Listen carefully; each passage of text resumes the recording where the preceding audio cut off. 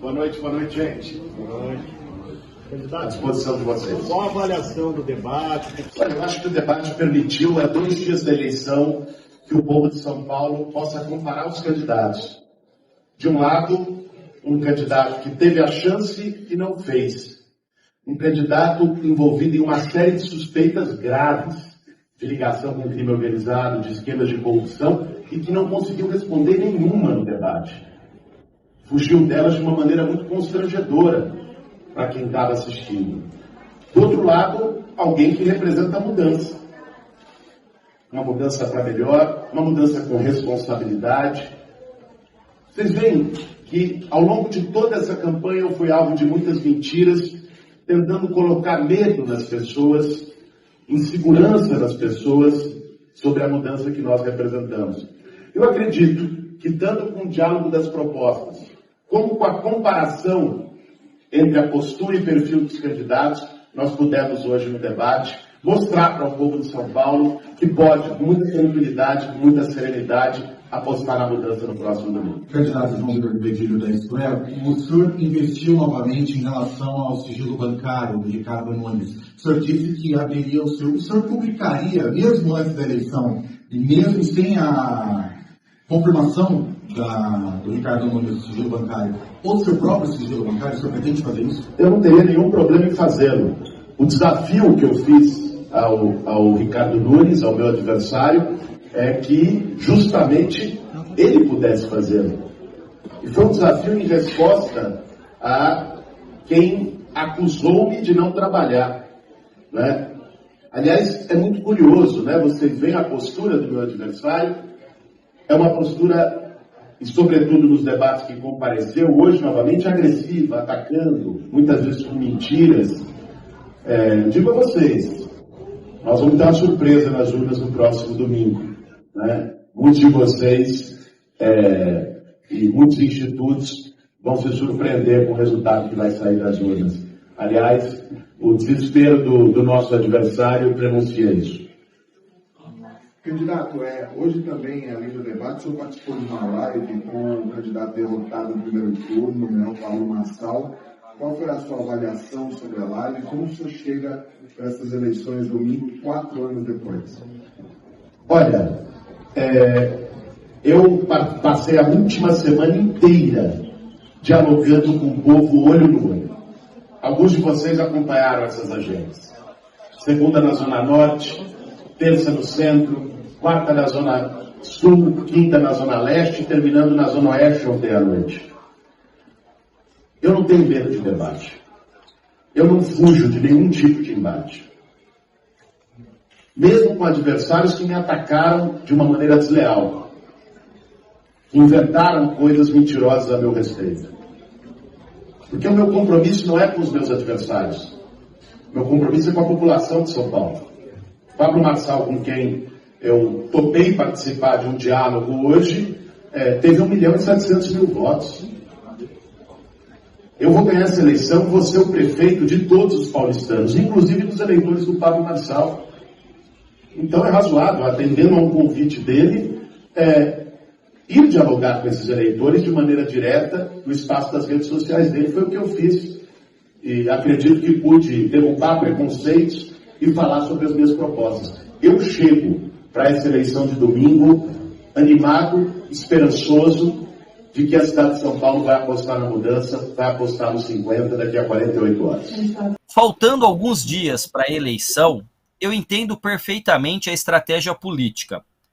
No debate que aconteceu o Record Estadão, e eu entrei ao vivo na Rádio Eldorado para comentar, ao final, o Boulos diz o seguinte: eu quero dialogar com você, eleitor do Pablo Marçal. Eu quero agradecer o apoio da Tabata. E eu quero agradecer o apoio do Datena. Perfeito. Tem mesmo que dialogar com o eleitor. Mas eu sinto que este diálogo com o Pablo Marçal, que do começo ao fim da campanha usou de fake news, ataques virulentos contra os adversários, contra os jornalistas, contra os mediadores dos debates, quando o Guilherme Boulos aceita participar, embora visando eleitoralmente os votos, eu acho que ele tem um problema aí na sua trajetória, porque ele legitima o Pablo Marçal, de certa forma, como interlocutor, como alguém que ele vai dialogar. Mas as pesquisas, eu estava há pouco também ao vivo agora, na Grande Verdade, mas as pesquisas mostram que o eleitor do Marçal não é um extremista e tudo mais, e ele precisa dessa abertura.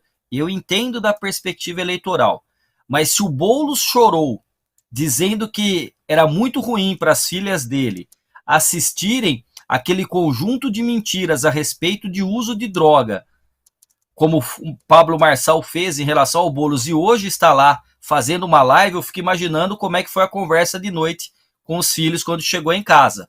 Então, assim, as pessoas têm trajetória, as pessoas têm história, né? E eu acho que o Boulos deu uma escorregada, né, nessa sua trajetória, embora eu queira ressaltar que politicamente ele fez o que todo político tem que fazer, que é buscar o voto, tá? Então é uma coisa que me chama muita atenção. Gilmar, que pontos ali você destaca? Eu acho que ele, na própria entrevista, ele escorregou num aspecto que o Prando falou.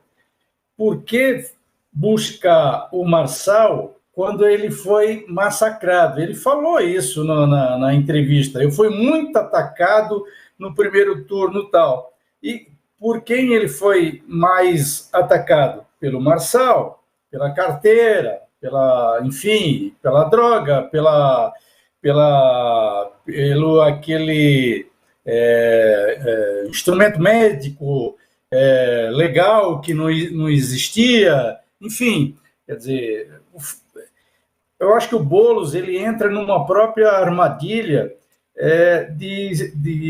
dessa esquerda, de dizer que é sempre coerente, mas na hora de buscar o voto, isso nada importa. E isso o eleitor um pouco mais observador, ele vê isso, né? Agora, eu não sei se isso, a essa altura do campeonato, quando uma live com o Marçal, vai ter algum efeito junto a esse eleitorado. Eu não sei, eu acho que pode até prejudicar, entende? Vamos ver a cabeça do eleitorado paulistano agora no domingo aí, para ver. Porque também é o seguinte, como é que o eleitor vai estar motivado para votar no domingo?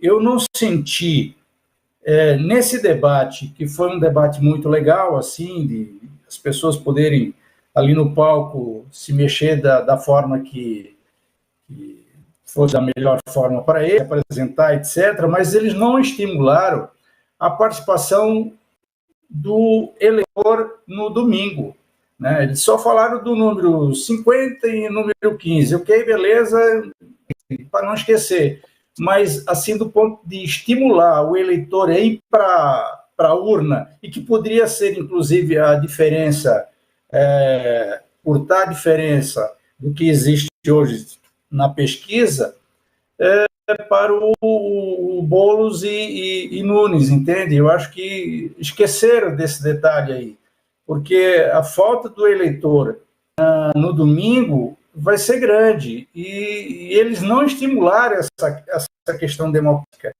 E isso foi, na minha opinião, um grave erro no debate. Eu queria trazer uma questão que eu anotei aqui, que o Boulos não conseguiu tanto quanto conseguiu na live do Marçal. Quer dizer que ele representa a mudança para São Paulo, né? Tentou um pouco, se isso tá bom, fica com o Nunes, mas se não tá, a mudança sou eu. Você acha que ele conseguiu encaixar esse discurso na cabeça do eleitor? Uhum. Pois é, exatamente. Até trazendo essas questões que o Prando e o Gilmar comentaram agora a respeito dessa associação, né, o Boulos na live com o Marçal, porque de fato o único caminho para o Boulos, e esse discurso da mudança tem muito a ver com isso, é tentar herdar esses votos que foram para o Marçal no primeiro turno, ao se colocar como candidato da oposição, né? A eleição que tem um candidato incumbente, que tem um candidato no cargo, ela sempre é, de certa forma, uma eleição de aprovação versus desaprovação, né? Existe alguém representando ali a oposição a esse incumbente e a população vai avaliar se quer manter o atual prefeito no poder ou se quer votar no seu opositor. E, de fato, assim, o Boulos, embora todo o debate, naturalmente, por ser um confronto direto, seja de críticas ao adversário, seja se colocando contrário à administração, trazendo pontos, ele tem focado muito na questão do que ele denuncia como corrupção, né, do prefeito Ricardo Nunes, e ele se colocando como um político ético que vai combater a corrupção, que vai livrar a prefeitura da corrupção. Então, a minha percepção foi de que ele tentou colocar esse discurso da mudança muito mais associado a isso, a uma mudança de práticas da prefeitura, a livrar a prefeitura desses supostos casos de corrupção que ele levantou no debate. Eu vi muito mais esse movimento. Agora, só para trazer um pouco, talvez uma oposição aí aos colegas que falaram antes de mim, mas a minha percepção é que esse movimento de conversar com o Marçal, de tentar herdar os votos dele, é o único caminho para o Boulos, tendo em vista que o prefeito Ricardo Nunes tem uma vantagem nas pesquisas e que ele, de fato, precisa aderir a esse discurso de ser o que está representando a mudança, o que está representando a oposição, diante de que ele tem um número alto de rejeição e que ele reforçar a própria imagem de um candidato mais ligado à esquerda, do movimento social, tende a aumentar essa rejeição, né? O que se viu até agora foi o aumento da rejeição. Então, a minha percepção foi de que ele usou isso como único caminho e talvez até para se distanciar. Tem uma questão muito de que muitas vezes as candidaturas de esquerda elas têm um certo purismo, né? O que se fala às vezes do monopólio da virtude, não vou abrir mão de certos princípios para ganhar a eleição. E eu acho que ele tenta sinalizar justamente que ele é mais político agora, né? Que ele tem uma atuação mais, olha, vou dialogar com esse candidato que fez dezenas de ataques contra mim no primeiro turno, porque eu preciso do voto desse candidato. E esse discurso da mudança que você levantou agora, Afonso, tem toda a relação com esse movimento. Guilherme Mazieiro, da fala do Boulos ali neste finalzinho do debate, que pontos você destaca? Bom, eu vou falar do que eu acho que faltou ele falar nesse final, que são as propostas novas que ele trouxe para o segundo turno, pensando em motorista de Uber, motorista de aplicativo, a questão do Acredita Mulher, que é crédito para merendeira, boleira, salgadeira, como ele diz, que são propostas que tentam furar um pouco a bolha que ele parece preso, né? Ele não passa dos 30%, 33% na intenção de voto, para ir mais para o centro. E aí sim pegar um eleitor descontente do Marçal, alguém que está indo com o Nunes sem muita convicção, acho que é o caminho que pode dar voto e eventualmente levar ele para a vitória, ainda que seja muito difícil. Então eu acho que eu destaco o que faltou.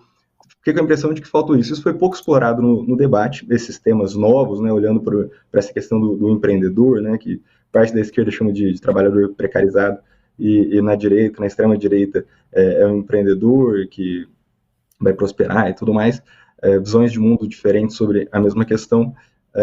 Imaginava que ele fosse trabalhar isso um pouco melhor. E como não dá para não falar da live dele com o Marçal, eu vou seguir o Leonardo e vou empatar as opiniões.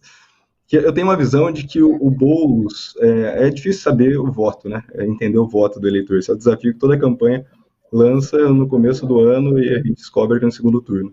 Mas eu vejo que foi uma atitude que beira um pouco o desespero e a coragem de dar a cara a tapa para o Marçal, buscando um voto, sem saber muito bem como que seria o programa ali, se tinha uma casca de banana ou não.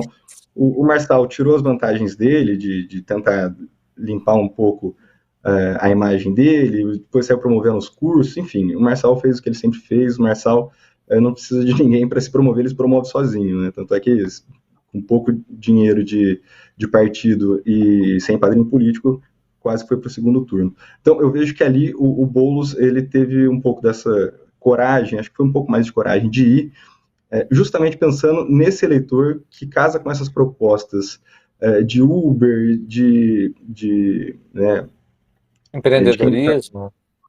Empreendedorismo, exatamente. Então, acho que ele buscou isso daí, mostrando um pragmatismo político, né, de posição bem maior do que a gente imaginava. Assim, não estou comparando ele com o Lula, mas o Lula é o político mais pragmático que a gente tem. Para voltar à presidência, começou a pré-campanha conversando com a turma do MDB, que articulou o impeachment da Dilma, por exemplo. Enfim, enfrentou esses temas todos. Então, vejo uma visão mais pragmática do Boulos. Se vai dar certo ou não, mas a gente vai ver no segundo turno. Ele vai acumular críticas com isso, mas, assim, foi um movimento ousado. Acho que tem uma questão aí para a gente discutir sobre isso. Sim, o Fernando pediu a palavra. Não sei se isso seria um fato novo, acho que não tem essa dimensão. Desculpa, só para concluir, acho que não tem essa dimensão de um fato novo de eleição. Mas foi um movimento ousado para tentar furar essa bolha, que a aposta da campanha era que o Lula conseguiria furar essa bolha, né? Tem 6 distritos que o Marçal ganhou, onde o Lula tinha ganhado, e ele não consegue furar essa bolha segundo as campanhas, né? Então acho que foi por aí que ele tentou esse movimento de última hora, hein? Eu quero só fazer um comentário, eu não sei se eu fui claro na minha fala, mas politicamente eu entendi perfeitamente o que ele fez. A estratégia que sobra faltando 2, 3 dias é essa, mas para mim a questão é a biografia do candidato, os princípios que ele acabou, me parece, pisando na própria dignidade. Então, assim, ainda bem que eu não tenho a pretensão nenhuma de ser político, mas eu jamais pisaria na minha dignidade, na minha honra, para sentar com alguém que mentirosamente me atacou. Porque assim, o que parece é que o Pablo Marçal fez faz parte do jogo político. E não faz parte do jogo político. O que ele fez tem que ser condenado e reprovado. Ele está sendo investigado e, se a justiça atuar como em casos anteriores, ele se tornará inelegível por 8 anos pelo laudo da sexta-feira, antes do primeiro turno. Então, quando o Boulos senta para conversar com ele, eu entendo que ele tem que furar a bolha, mas não é um problema do Boulos, é um problema da esquerda, no geral, dialogar com setores. Eu já disse isso aqui, e repito, né? Essa questão de falar com aquele que está no Uber, com o entregador, que pode estar precarizado de acordo com a leitura da esquerda, ou tem que prosperar e é um microempreendedor individual a partir da direita, mas a questão é o seguinte, tem um trabalho da Fundação Perseu Abramo sobre percepções e valores dos moradores da periferia, lá de 2016, você encontra no site da Fundação Perseu Abramo, e que o Pablo Marçal fez muito melhor que o PT e o Boulos fizeram, porque isso já estava lá. O morador da periferia, que está lá na quitanda, na padaria, na farmácia, ele não vê o empregador dele, o patrão, como inimigo de classe. Não tem nada de marxismo, de luta de classes sociais. Eles entendem-se no mesmo barco que o dono da padaria, ou da farmácia, ou do bar. E o grande inimigo é o Estado, que cobra muito imposto e não entrega nada. Então já havia uma mudança de percepção dos valores das pessoas que moram na periferia, e tá claro, pode ver a votação do Boulos até 2 salários mínimos. Quem verbalizou para essas pessoas a melhoria de vida foi o Marçal.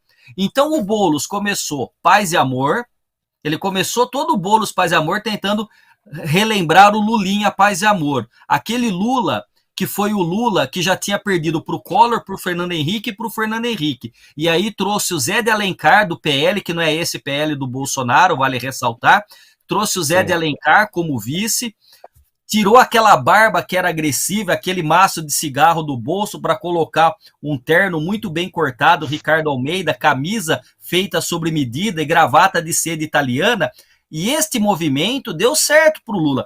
Agora o Boulos começou paz e amor. Quando o Marçal o provocou com a carteira de emprego, ele tentou ali, deixou o meme mais robusto, virou meme depois. Aí ele volta atacando o Ricardo Nunes, atacou a Tabata, atacou o Pablo Marçal, e agora ele vai e incorpora a estratégia do Pablo Marçal, ele marçaliza essa reta final. De novo, eu entendo perfeitamente a estratégia para ganhar voto. Eu li Maquiavel e eu sei que isso é válido e é necessário. Agora, a minha pergunta é, e sua trajetória? E sua biografia? Vale tudo? Então quer dizer que o Marçal fez vale na campanha, e o Marçal avisou, já vou para cá, termino já, e o Marçal avisou na live, não se acostumem com isso, porque quando for contra você, eu não vou estar assim, eu vou fazer tudo de novo. Ou seja, para ele, e ele disse outra coisa, estaremos eu e você na esquerda e eu na direita, disputando nos próximos 30 anos.